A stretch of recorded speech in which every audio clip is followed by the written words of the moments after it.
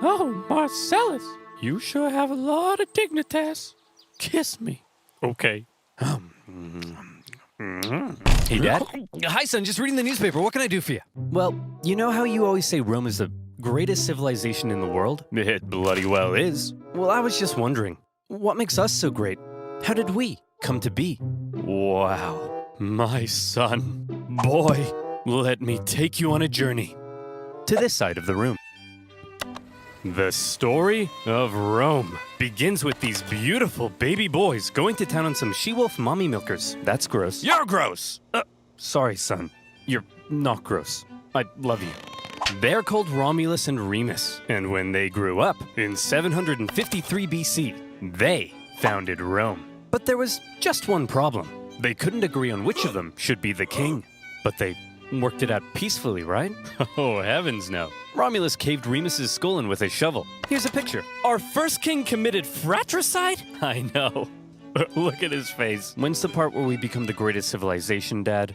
Well, you see, at first Rome was full of men. Oh, yeah. I'm talking like a real sausage party. You know what I mean? Yes, sir. So we invited some neighboring cities over for a big feast. And then we literally kidnapped all of their women. Here's a picture. Look at that one. She's like, this is messed up. You're messed up. Ugh. Sorry. I'll be a better father. I promise. So then, finally, after centuries of monarchy, those tyrannical kings started getting a little too big for their britches. So we overthrew the kings and established Rome as a republic. Is that when all the killing stopped?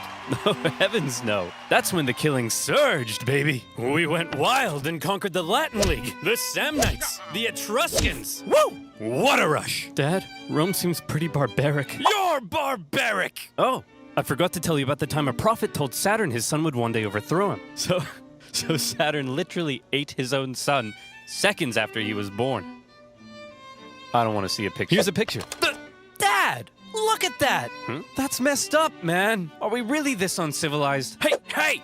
If we were so uncivilized, would we use communal toilets where we all fart and poo together in one big stinky, steamy, dirty toilet room? Yeah, Dad. We would! Clean your butt with a sponge, Timulus! But all these guys just used it! What's wrong with your son, bro? I don't want to be Roman. This is so weird. You're weird! Oh, sorry.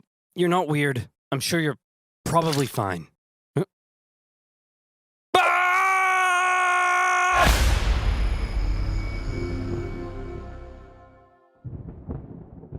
The Roman Republic, a nation that, since its foundation, had been stabbing necks all the way down the Italian peninsula. But this isn't the famous Roman Empire that ruled the known world. Not yet anyway. This is a relatively juvenile Rome, still just a regional power. In 264 BC, the big daddy of the Western Mediterranean was Carthage. Let's rewind a bit.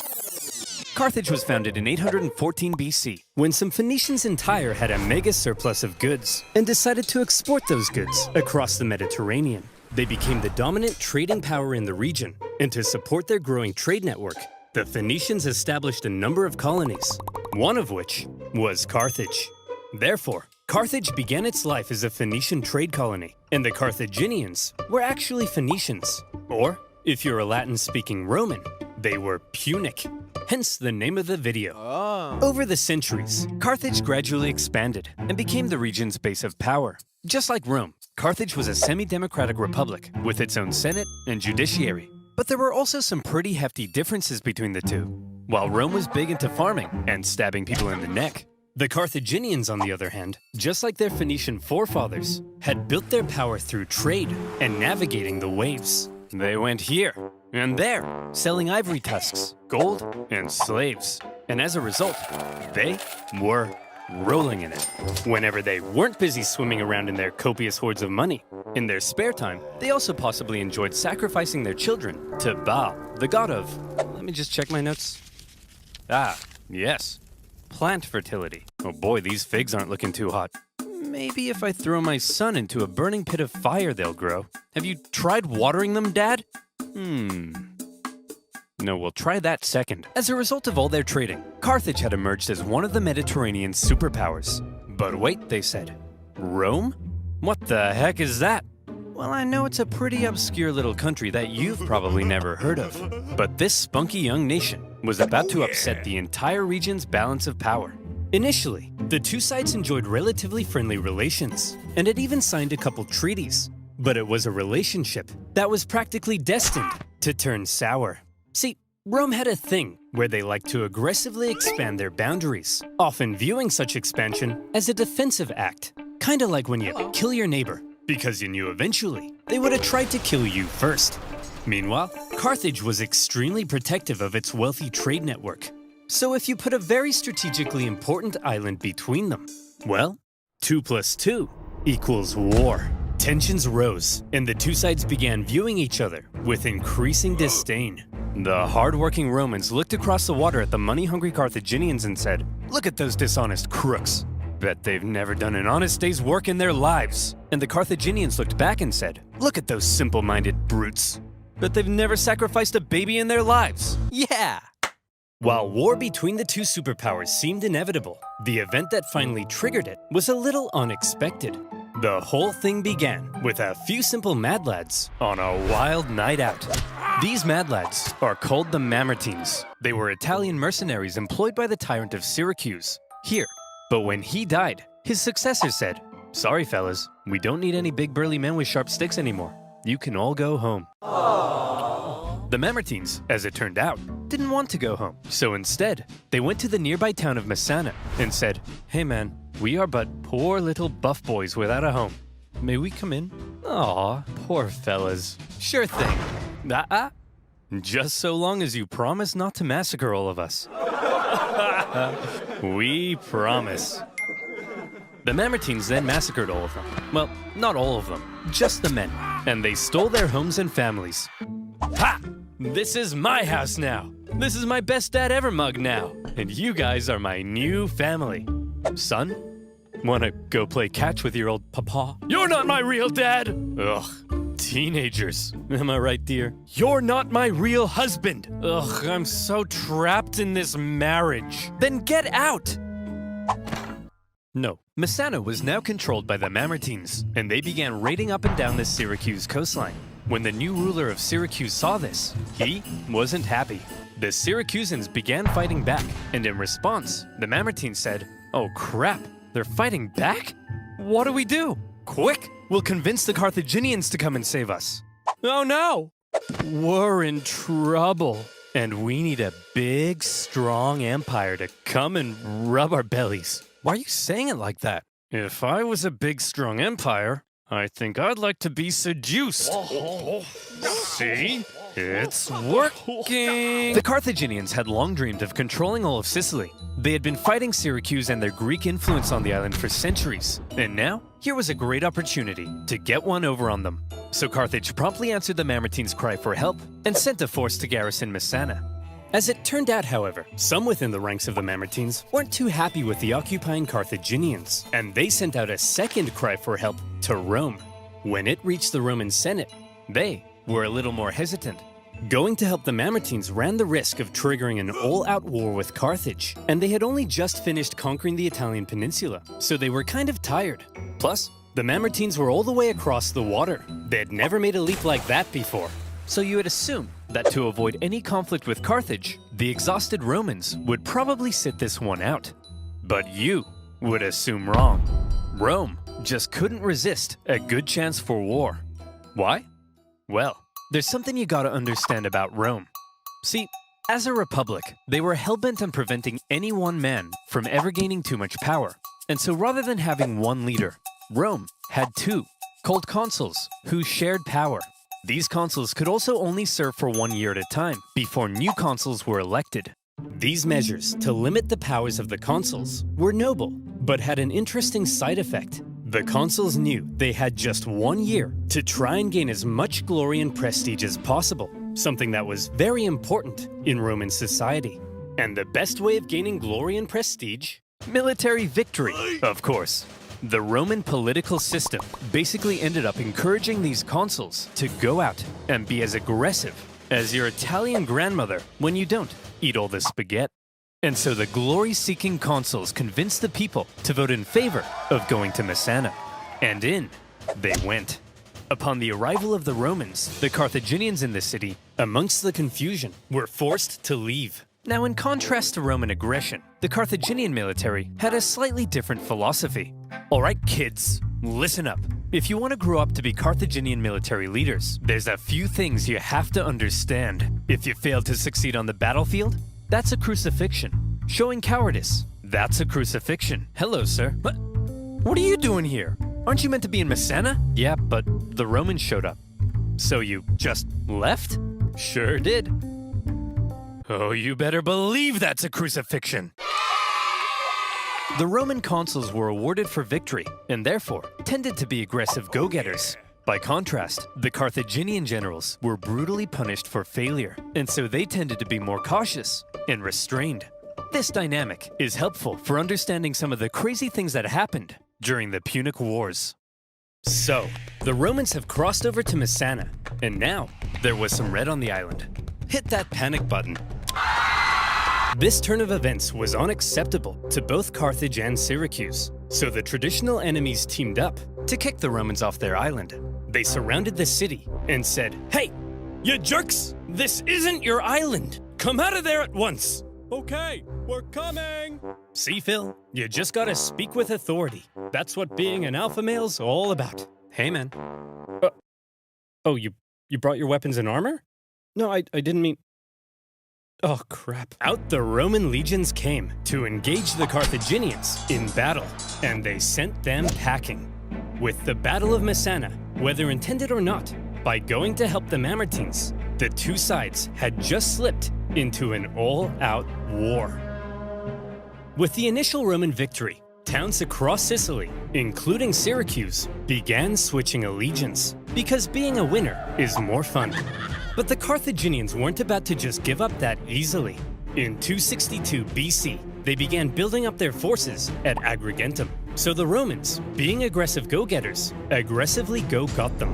The Romans immediately laid siege, hoping to starve out the Carthaginian garrison.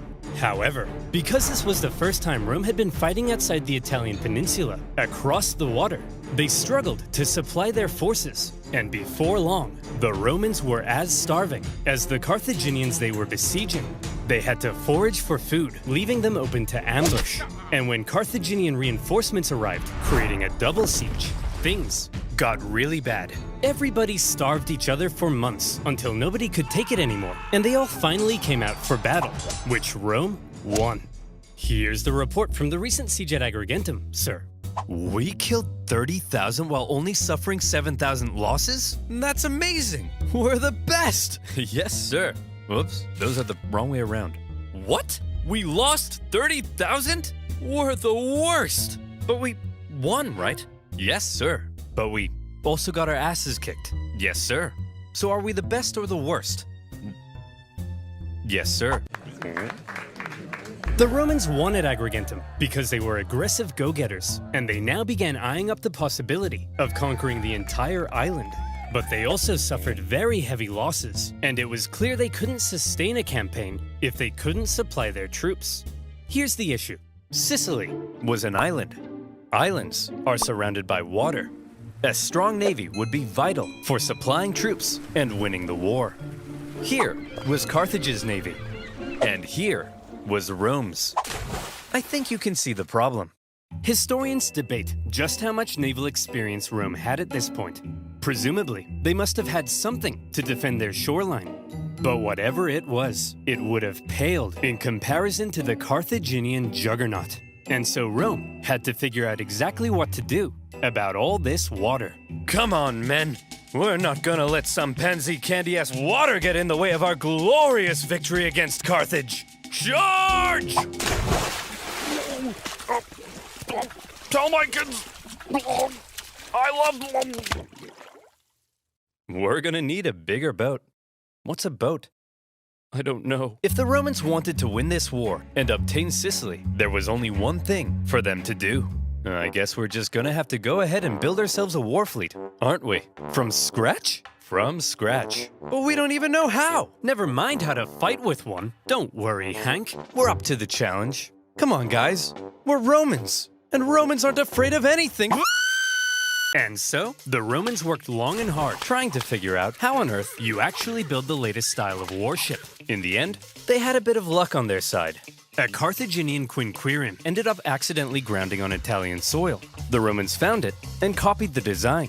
While the new fleet was being built, the Romans trained rowers on land. And would you believe it? The Romans put together a full fighting fleet of 120 warships in just 2 months. A staggering feat. Now, I know what you're thinking, but oversimplified. If the Romans can build a war fleet from scratch in 2 months, then why does it take you half a year to make a video? Well, my valued subscriber, I think you should shut up. What the heck? How on earth did the Romans learn how to build a war fleet? This shouldn't be happening. From what I hear, they copied the design from us, sir. Well, how on earth did they get the blueprint, Carl? I don't know, sir. But I'll tell you what. If you're worried about people's the siege at Agrigentum, supply issues, and building a war fleet. So now the Romans have a navy, and it's time to put it to the test. But how does one wage ancient naval warfare? Easy. All of the ships had giant bronze rams on the front, so all you had to do was outmaneuver the enemy and give him the jimmies. Easy as pie. And so the aggressive Romans set out for some good old-fashioned jimmy giving. The consul, Gnaeus Cornelius Scipio, set out for the town of Lipara, believing the garrison there wanted to join the Romans. As he entered the harbor, however, he found himself trapped by a Carthaginian fleet, and in the following skirmish, he was completely outmatched. The Romans may have had a brand new fleet, but when it came to engaging in actual combat, their inexperience showed. There was just something better about the Carthaginian ships. The Carthaginian rowers had nicer abs.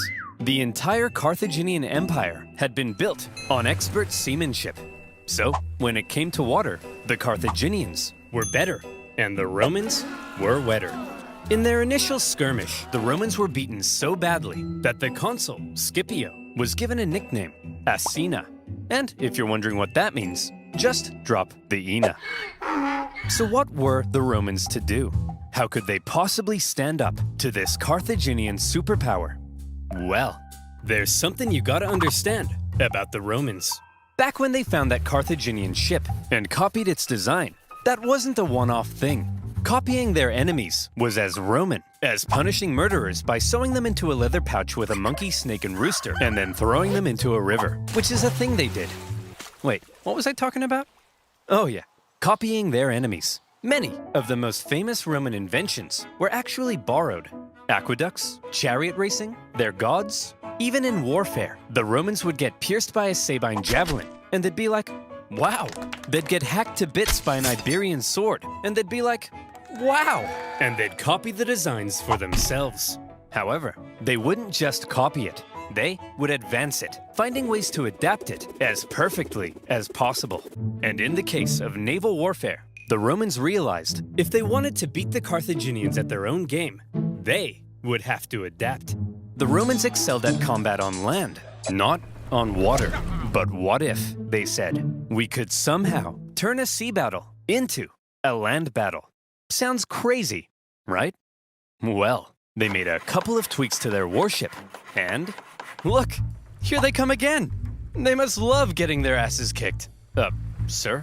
What's that toll thing sticking out of their ships? They really are idiots. Look at that thing. That'll make them blow over. I mean, look at... Bob! Bob! Get your camera out. Take a picture of it. I mean, how stupid can you be? Let's just add a big wooden tower to our ship that'll weigh us down and blow us over in the wind. I mean, what does that thing even do?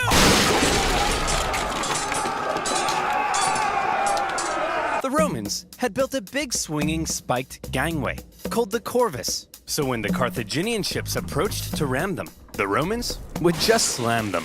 The Carthaginians tried going around. No problem. The corvus could swivel. Try going behind.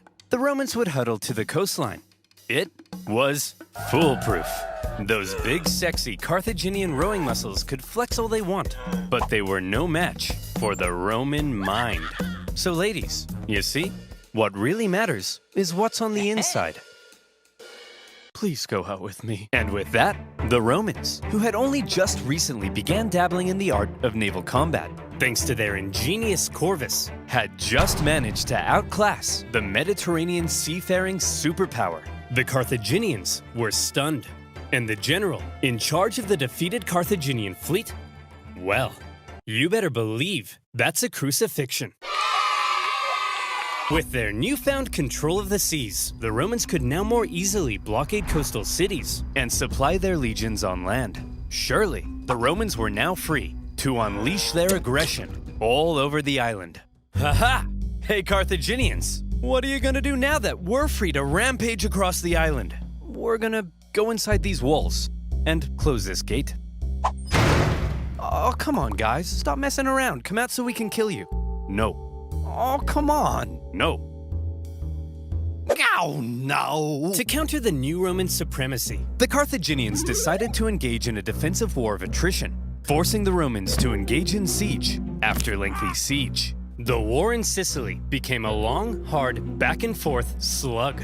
One by one, cities slowly fell as the Romans gained ground. Occasionally, the Carthaginians countered and even pushed them back, only for the Romans to rebound again. And whenever a city did finally fall, the Romans could delight in slaughtering the entire population and selling any survivors into slavery, which was pretty standard procedure at the time. In general, the campaign on land was progressing much slower than the Romans had hoped, and quite frankly, they were getting sick of it. So in 256 BC, they decided that something had to change. Hey everyone, my name's Marcus Attilius Regulus, and I'll be one of your consuls for this year. Look, as I'm sure you all know, Sicily's being a bit of a drag. Sure, I could go and spend my entire year as consul besieging one single city, but they'll never make a naked statue of me for that. So here's the new plan. I'm gonna skip Sicily entirely, take my army, and go right for the heart of Carthage itself. I'll slaughter the men, enslave all the women and children, and when I return, you'll all build 1,000 naked statues of me. Marcus, that women and children stuff, that seems pretty evil and barbaric. No, Jim, it's perfectly normal in the ancient world. Sometimes we even chop their pets in half. Okay, guys, looks like the Romans are coming straight for us this time. And what will they do when they get here? They'll kill us all. They'll massacre each and every last one of us. They may even chop our pets in half. That's barbaric! No, Rob, it's actually pretty normal for the time. We'd do the same to them. Who'll protect us? Funny you should ask, Mary. That's kind of why I called this meeting. Who will protect us? Protect our families, our homes, our children. You guys? Ha! Don't make me laugh. Why, you're just a bunch of stupid and weak farmers. Simple-minded buffoons. Cowards. Fools. Rob here thinks enslaving women and children is barbaric. You're a snowflake, Rob. Yes, you are. The fact is, if the Romans manage to land on African soil, we're all gonna die. A terrifying, hideous, unspeakably painful death. Is that the end of that speech? Yes. The Carthaginians had to stop the Romans from ever landing in Africa because they believed that would be the end. So as the Romans were building an invasion fleet, the size of which the world had never seen before, the Carthaginians were preparing an even bigger one to stop them. And in 256 BC, as the Roman invasion fleet made its way south, the stage was set for a humongous battle that saw 680 warships, around 300,000 men, fighting to decide the course of the war. To this day, the Battle of Cape Ignomus remains possibly the largest naval battle in human history, all the way back in ancient times. So the next time your granddad tells you about the time he sank a Japanese aircraft carrier, kick him in the nuts. The Romans had a lot riding on this battle. They weren't just sending their warships, but transports as well, full of supplies and horses for their invasion of Africa. They therefore formed a protective wedge-like formation to punch through the long, thin Carthaginian line. The Carthaginian generals, however, desperate to prevent the Romans from reaching Africa, had a plan of their own. As the Roman fleet approached, the Carthaginian center feigned a retreat, luring the Romans in so their outstretched flanks could envelop them and get around the Roman corvus. A clever plan. But with such a huge battle and so many ships crowded together, the Carthaginians struggled to maneuver as hoped. And in the chaos, 3 separate battles emerged across the huge battle space. With the number of ships limiting their ability to maneuver, the Carthaginians became sitting ducks, and all the Romans had to do was start swinging. The Roman center came out on top, and were then able to turn around and rescue their pinned down flanks. The Battle of Cape Ecnomus was a Roman victory.